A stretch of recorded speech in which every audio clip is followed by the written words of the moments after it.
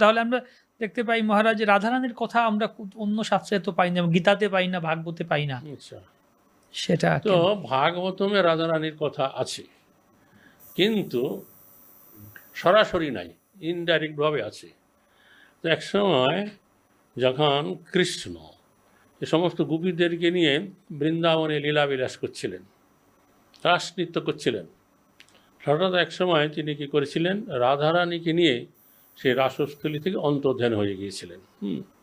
তখন অন্য অন্য গোপীরা তারা রাধারানীর অন্বেষণ করছিলেন। অন্বেষণ করতে করতে তারা দেখতে পেলেন যে দুইজনের চরণ চিহ্ন আছে, নরম বালুকাতে পড়ে আছে। তো সেই চরণ চিহ্ন লক্ষ্য করে তারা চলতে লাগলেন। তো এক স্থানে এসে তারা দেখলেন যে একজনের কৃষ্ণের চরণ চিহ্ন আছে, কিন্তু রাধারানীর চরণ চিহ্ন সেখানে নাই।